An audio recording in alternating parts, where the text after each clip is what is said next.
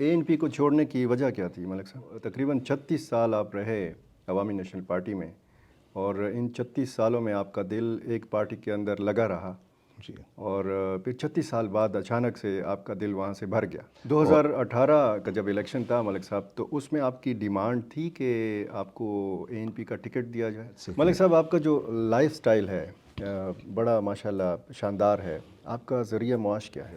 ملک صاحب، آپ کے مخالفین کی جانب سے یہ الزام لگایا جاتا ہے کہ آپ خدا نہ خواستہ زمینوں پر قبضوں میں بھی ملوث ہیں، تو اس کی آپ کیا وضاحت کریں گے؟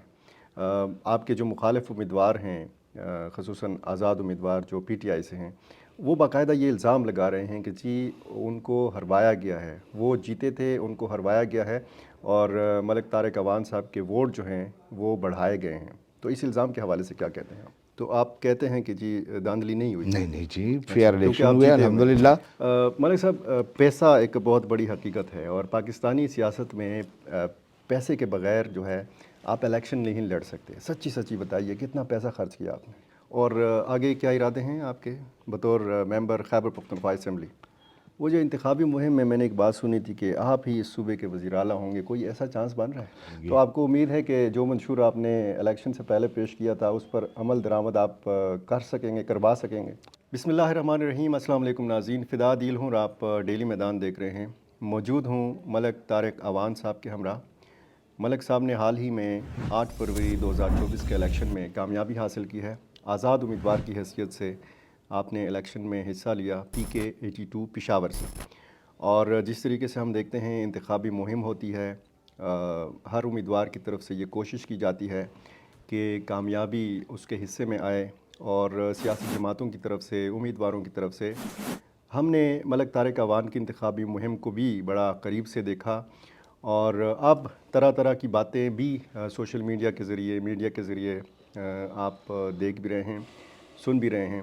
ملک صاحب سے ہم ان سارے حوالوں سے بات کریں گے لیکن ہم ابتدا کریں گے ملک صاحب کا جو کیریئر ہے، سیاسی کیریئر، یہ کہاں سے شروع ہوا، کیسے ان کو خیال آیا، کب سے یہ سیاست میں ہیں؟ ملک صاحب، آپ کا بہت شکریہ۔ کیسے اس وادی میں کیسے اترے؟ یہ کہتے ہیں کہ بڑی مشکلات سے بھرپور وادی ہے۔ بسم اللہ الرحمن الرحیم۔ پہلے تو میں عادل بھائی، میں آپ کا مشکور ہوں۔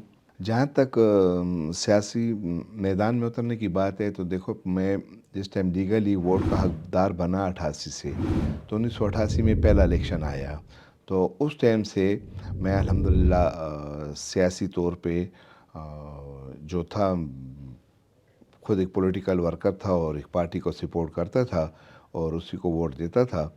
تو تقریباً دیکھا جائے تو 1988 سے 1988 سے آپ عوامی نیشنل پارٹی کا حصہ تھے؟ ہاں، عوامی نیشنل پارٹی کا اس طرح سے تھا کہ غلام بلور حاجی صاحب اور ہم ایک علاقے کے رہائشی تھے۔ غلام بلور حاجی صاحب کا نشتر آباد روڈ پہ مکان تھا، اور ہمارا غلام بلور حاجی صاحب سے تقریباً 3 گلیاں کے جا کے، تو محلہ ہمارا ایک ہی تھا، محلہ اسلام آباد، اچھا۔ نشتر آباد روڈ پہ۔ تو اس وجہ سے ہمارے بڑوں کے تعلق تھے، تو اس تعلقات کی وجہ سے ہم جو ہیں غلام بلور حاجی صاحب کو ہی ووٹ دیتے تھے۔ تو ANP کو چھوڑنے کی وجہ کیا تھی ملک صاحب؟ ANP کو چھوڑنے کی تو دیکھیں، اس طرح تو کئی وجوہات بھی ہو سکتی ہیں، لیکن عادل بھائی میں آپ کو یہ بتا دوں کہ ہر انسان دیکھتا ہے کہ جہاں پہ انسان کا دل لگتا ہو تو وہاں پہ رہتا ہے، اور اگر کہیں اپنے مکان میں بھی، کہیں اپنے محلے میں بھی انسان کا دل نہ لگتا ہو تو وہ علاقہ چھوڑ کے وہ چلا جاتا ہے، کہیں کرائے پہ زندگی گزارتا ہے، لیکن اپنا مکان چھوڑ دیتا ہے۔ تو تقریباً 36 سال آپ رہے عوامی نیشنل پارٹی میں، اور ان 36 سالوں میں آپ کا دل ایک پارٹی کے اندر لگا رہا، جی، اور پھر 36 سال بعد اچانک سے آپ کا دل وہاں سے بھر گیا۔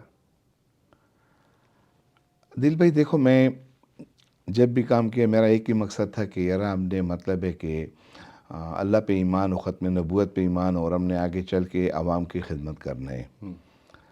تو ہم نے اگر بہرحال کوشش کی، ہم وہ چیز نہ کر پائے کہ جو مطلب ہے کہ باہر کے میں ایک ادنا کارکن تھا، میں وہاں پہ کیا کر سکتا تھا، لیکن اپنی حیثیت کے مطابق اپنی کوشش کرتا تھا۔ لیکن جب میں دیکھا کہ یار میری بات نہیں سنی جاتی، نہیں اہمیت دی جاتی، تو ایک سائڈ پہ ہو کے آ گیا۔ 2018 کا جب الیکشن تھا ملک صاحب، تو اس میں آپ کی ڈیمانڈ تھی کہ آپ کو اے این پی کا ٹکٹ دیا جائے؟ عادل بھائی حقیق بات تو یہ بڑی، میں جس دن پارٹی چھوڑ رہا تھا میں نے اس دن میں بڑے واضح طور پہ کہی تھی کہ اس اے این پی نے مجھے 2002 میں بھی ٹکٹ کی آفر کی تھی، 2008 میں بھی آفر کی تھی، 2013 میں بھی آفر کی تھی، 2018 میں بھی آفر کی تھی، اور یہ جو الیکشن اب 2024 میں ہوا ہے یہ ہونا تھا 2023 میں، لیکن حالات کی وجہ سے اللہ کو منظوری ہوگا 24 میں، تو اس کی بھی مجھے آفر کی تھی۔ حقیقت تو یہ ہے، لیکن یہ ہے کہ میں بس قدرتی طور پارلیمانی سیاست کی طرف نہیں آنا چاہتا تھا، لیکن بعد میں مجھے جب پارٹی اے این پی میں چھوڑ کے اور میں نے ایک آزاد حیثیت سے ایک کاررواں بنایا، اور بنایا بھی کس وجہ سے بنایا کہ میرے پیچھے اے این پی میں اور خاص کر ہمارا بڑا قابل عزت ایک مقام ہے جس کو باچا خان مرکز کہتے ہیں، اس میں میرے پیچھے طرح طرح کی باتیں شروع ہوئی کہ یار یہ جو تھا یہ تو پارٹی کے سر پہ تھا، اب تو مطلب ہے کہ یہ 100 کے 200 بندے بھی نہیں اکٹھے کر سکتا۔ تو میں نے 17 اکتوبر کو استعفیٰ دیا تھا، اور الحمدللہ 23 اکتوبر کو پھر اللہ تبارک و تعالیٰ کا رحم اور کرم تھا کہ میں نے ایک دوستوں کا اور رشتہ داروں کا اور پشاور کے لوگوں کا ایک مشورے کے لیے بلوایا تھا۔ تو میں خیال سے کہ آپ کو یاد ہوگا کہ اس طارق اعوان کلا میں اتنا مہمان آیا تھا کہ جگہ نہیں تھی ہمارے پاس۔ اے این پی کا ایک سوشل میڈیا کنونشن بھی آپ کے اسی رہائش گاہ میں ہوا تھا۔ جی ملک صاحب، پھر جب آپ نے آزاد حیثیت میں الیکشن لڑنے کا فیصلہ کیا تو انتخابی کیمپین آپ نے کب سے شروع کی؟ میں برادر پراپر طریقے سے میں نے جس دن نامینیشن فارم 25 دسمبر کو جمع کیے، ویسے تو اگر دیکھا جائے تو میری سٹرگل جو ہے الحمدللہ میری ذاتی طور پہ سالوں سے ہے۔ میں عوام کی خدمت، اللہ تبارک و تعالیٰ کا رحم اور کرم ہے کہ چاہے وہ ٹرانسفارم کی شکل میں ہے کہ ٹرانسفارم جہاں پہ ضرورت ہوتی ہے، گرمیوں میں بہت زیادہ ٹرانسفارم کی خرابی آتی ہے اوور لوڈ کی وجہ سے، تو اس وجہ سے مطلب ایسی شروع ہو جاتی ہیں، ہر گھر میں پنکھے شروع ہو جاتے ہیں، تو میں الحمدللہ بیک اپ کے لیے پشاور میں جہاں تک میری رسائی ہو سکتی ہے میں ٹرانسفارم دیتا ہوں۔ پھر اس کے علاوہ الحمدللہ میں بیٹھا رہتا ہوں اپنی کلا میں عوام کی خدمت، تھانہ کچہری کی اس قسم کے کام آتے ہیں، اور پھر میرا جو اپنا ذاتی شوق ہے وہ یہ ہے کہ الحمدللہ اللہ تبارک و تعالیٰ میرے سے کام لیتا ہے، میں جرگوں کے کام میں بڑا آگے جاتا ہوں۔ کہیں پہ دشمنی کا کام ہو، میاں بیوی کا جھگڑا ہو، بہن بھائی کا جھگڑا ہو، ماں باپ بیٹے کا جھگڑا ہو تو الحمدللہ اللہ تبارک و تعالیٰ کا رحم اور کرم کہ مالک کی ذات نے اس طرح کے ہزاروں راضی نامے الحمدللہ کروائے ہیں، اور پھر اس میں مطلب ہے کہ ایسا راضی نامہ بھی پیارے بھائی ہوئے کہ ایک دشمنی میں 36 قتل ہوئے تھے اور 54 انجریز تھی، تو الحمدللہ اللہ تبارک و تعالیٰ کے رحم اور کرم سے اس گھر میں بھی اللہ پاک نے وہ آگ ختم کر دی تھی جرگے کے ذریعے، اور الحمدللہ وہ خاندان اب آپس میں اچھی خوشی زندگی گزار رہے ہیں۔ اور آپ کی اپنی کوئی دشمنی نہیں ہے؟ میری اپنی دشمنی میرے بڑوں سے مطلب ایک چھوٹی بڑیاں دشمنیاں تھی، جہاں تک میری اپنی ذات کی بات ہے تو میں نے اپنے طور پہ حتی الوصل کوشش کی ہے کہ میں اس چیز کو ختم کروں۔ آپ کو یاد ہوگا 2021 میں ایک لڑکا آیا تھا، نوجوان لڑکا، 20-22 سال کا لڑکا تھا، نشے کی حالت میں تھا، تو باہر میرے گیٹ پہ کھڑا تھا اور لوڈ پسٹل اس کے پاس تھا، تو باہر مطلب آیا تو چیخ مار تھا کہ میں ملک طارق کو قتل کرتا ہوں۔ میرے جو چوکیدار تھے وہ نکل گئے، انہوں نے پکڑ لیا، الحمدللہ مسلح تھا، جب دیکھا تو اس کا پاس جو وصلہ تھا وہ بھی چیمبر لوڈ تھا، اور اس پسٹل میں اس کے پاس 8 گولیاں تھیں، اور انسان کے لیے ایک گولی میرے خیال سے 100 ٹن وزن سے زیادہ اس کا بیلنس ہوتا ہے، جی ہاں، تو لیکن اس میں 8 گولیاں تھیں، چیمبر لوڈ تھا، لیکن اس کے باوجود انہوں نے زندہ پکڑ لیا میرے ساتھیوں نے۔ تو جب اس کو میرے پاس لے کے آئے تو پھر اس کے فوراً بعد مجھے پتہ چلا کہ ہمارے یہاں پہ نزدیک میں پاک غلام یونین کونسل ہے، ہمارے ساتھ ہی لگی ہوئی ہے، اس کا رہائشی تھا، تو چونکہ ہم بھی اسی علاقے سے ہیں تو تھوڑی دیر میں نے اس کے بارے میں ساری انفارمیشن لے لی، تو پھر اس کا ماں اور باپ آئے، اس کی والدہ اور اس کے والد تو اس کے حق پہنچ گئے، اللہ اس کی مغفرت نصیب کرے۔ تو میں نے جیسے ہی آئے تو انہوں نے کہا کہ یار ہمارا بیٹا ہے، اس نے غلطی کی ہے۔ تو میں نے کہا جی بالکل ٹھیک ہے، غلطی کی ہے، یہ لیں اپنا پسٹل، یہ لیں اپنا بیٹا، اور یہ لیں 8 گولیاں بھی میں نے گن کے دی کہ یہ 8 گولیاں بھی۔ میں خود تو اس ذہن کا انسان ہوں۔ تو وہ آپ کے دشمنوں نے بھیجا تھا، یہ کون تھا یہ؟ یار وہ جو تھا وہ اس ٹائم پہ اس لڑکے کو میں نے جہاں تک سنا نا، تو وہ لڑکا اس ٹائم وہ کچھ سیاسی چکر یہ اچھا، اس طرح کا مطلب ہے کہ ملک وہ صاحب آپ جب موومنٹ کرتے ہیں، کہیں پھرتے ہیں، کہیں جاتے ہیں، تو آپ کے ساتھ کتنے محافظ ہوتے ہیں؟ قطع کلامی معاف، میں یہ فکرہ ذرا آپ کا اگلا پورا کر لوں کہ اس کے بعد پھر دیکھا اس الیکشن کے دوران میرے پہ 3 بار قاتلانہ حملہ ہوا ہے، اچھا، جس میں میرے 2 ساتھی، 2 میرے بچے، میرے 2 بڑے نزدیکی بچے میرے اس میں زخمی بھی ہوئے ہیں۔ لیکن اللہ تبارک و تعالیٰ کا رحم اور کرم کہ آپ بھائیوں کے سامنے جرگہ آیا اور ہم نے اللہ کی رضا کے لیے ان لوگوں کو بھی معاف کر دیا کہ ہماری پورامن ریلی پر ایک حملہ ہوا تھا۔ تو جہاں تک آپ کی یہ بات ہے کہ یار محافظ، تو میں الحمدللہ میرے پاس جو ہیں پرائیویٹ محافظ ہیں میرے، جو کہ مجھے اپنے جو میری انتظامیہ ہیں ڈسٹرکٹ پشاور سے، اس سے بھی پرمیشن پہ ہیں، اور پھر الحمدللہ انٹیریئر منسٹری سے بھی وہ میرے ساتھ الحمدللہ پرمیشن پہ ہے، باقاعدہ پرمٹس ہر چیز میرے پاس موجود ہے۔ نہیں صرف پرمیشن سے ہیں یا آپ کو حکومت نے سیکیورٹی فراہم کی ہے؟ دیکھو حکومت تو چاہیے تو یہ کہ حکومت کو تو دینی چاہیے، لیکن میرے خیال سے ملک صاحب آپ کا جو لائف سٹائل ہے بڑا ماشاءاللہ شاندار ہے، آپ کا ذریعہ معاش کیا ہے؟ الحمدللہ اللہ تبارک و تعالیٰ کا بڑا رحم اور کرم ہے۔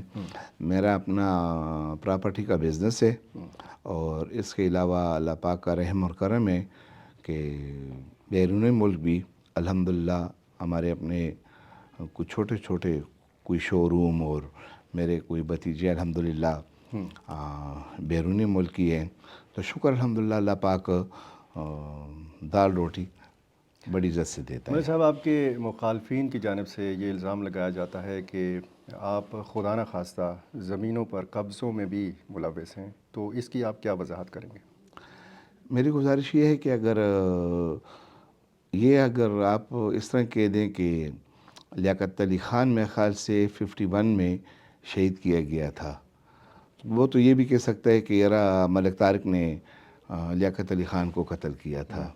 کوئی ایسی بات ہے کسی کے پاس کوئی پروف ہے، کوئی ایپلیکیشن دی ہے، کوئی FIR ہے، یا کوئی مطلب ہے کہ کچھ اس طرح کا پروف ہے، تو میں تو کہتا ہوں کہ سامنے لے آئیں۔ اور باقی آپ کو تو پتہ ہے کہ بھائی اس پاکستان میں کسی کے بھی سفید کپڑے ہو جائیں تو پھر مطلب ہے کوئی نہ کوئی باتیں اس کے پیچھے شروع ہو جاتی ہیں، تو کسی کے منہ پہ کوئی ہاتھ تو نہیں رکھ سکتا۔ باقی قانون موجود ہیں، جو کوئی بھی ہے آئیں سامنے، کسی ٹاک شو میں مجھے بلائیں، کوئی ثابوت لے کے آئیں، تو اگر کوئی اس قسم کا ثابوت لے کے آئیں تو انشاءاللہ تعالی الرحمن میں فدا عادل بھائی صرف یہ نہیں کروں گا کہ میں ان کا ازالہ کروں گا، میں بلکہ آپ کے ذریعے ان کو انعام بھی دوں گا۔ ٹھیک، یہ بتائیے کیسے آپ کامیاب ٹھہرے؟ کیونکہ الیکشن میں ہم نے آپ کی انتخابی مہم بڑا قریب سے دیکھی، جس طریقے سے آپ کی انتخابی مہم شاندار رہی، بڑے بڑے جلسے بھی آپ نے کیے، ریلیاں بھی نکالیں، ظاہر ہے کہ باقی امیدواروں نے بھی اسی طرح کیا، اور شاید انہوں نے آپ سے زیادہ کیا ہو، یہ بھی ایک مطلب بات ہو سکتی ہے۔ پھر جب یہ نتیجہ برآمد ہوا 8 فروری کی رات کو، تو آپ کو بھی یقین تھا کہ آپ کامیاب ہو جائیں گے؟ بڑا انٹرسٹڈ کویسچن کی ہے۔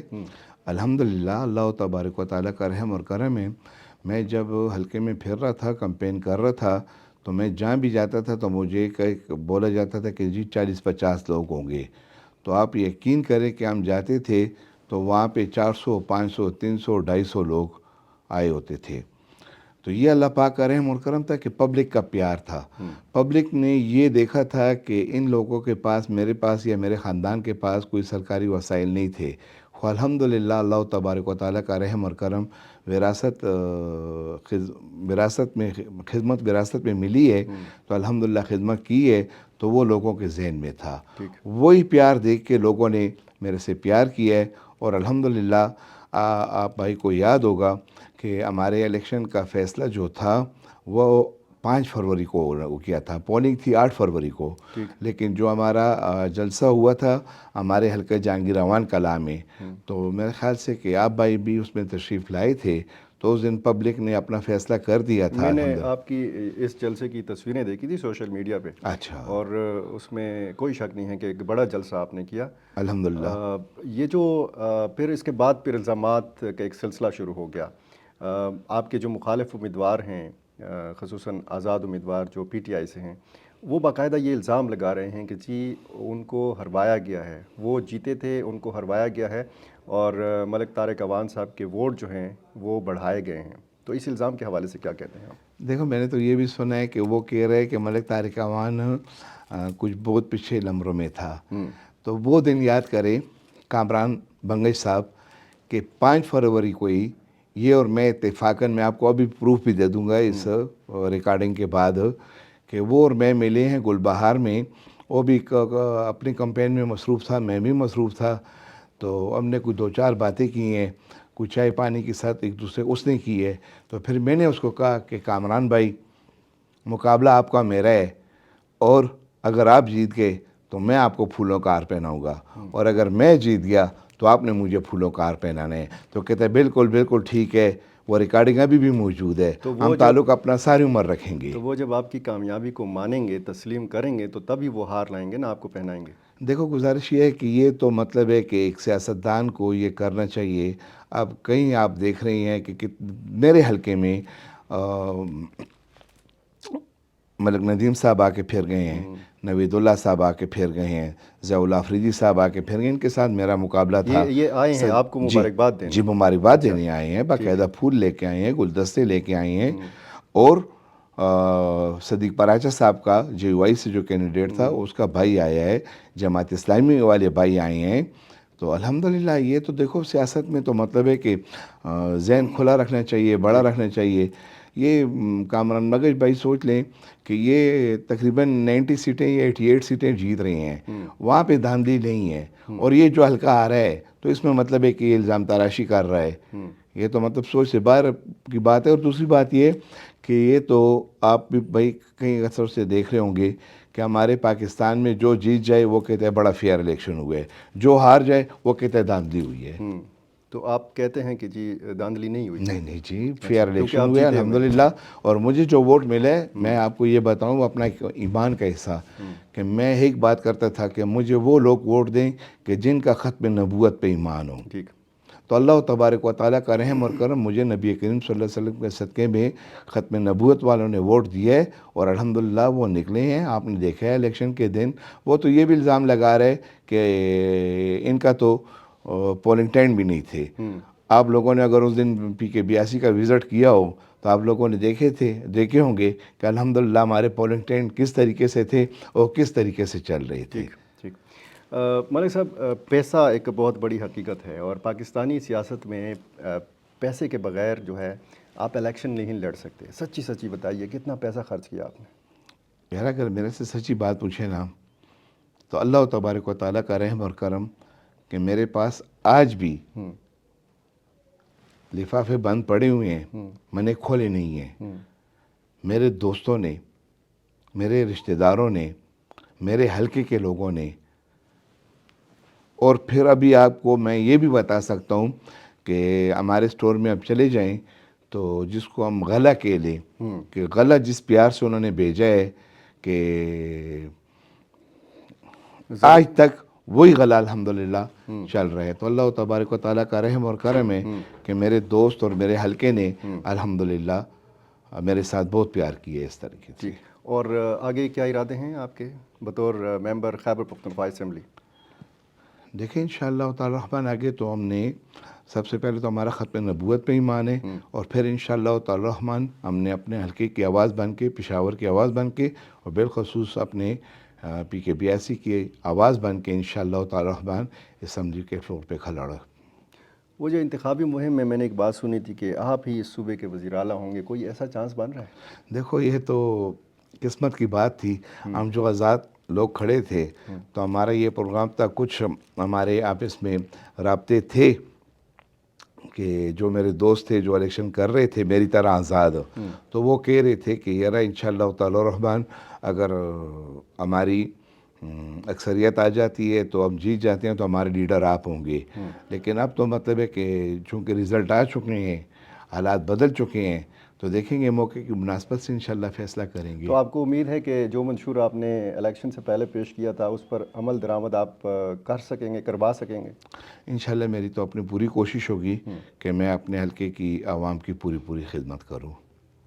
بہت شکریہ۔ بڑی مہربانی، بہت شکریہ فدا عادل صاحب، شکریہ۔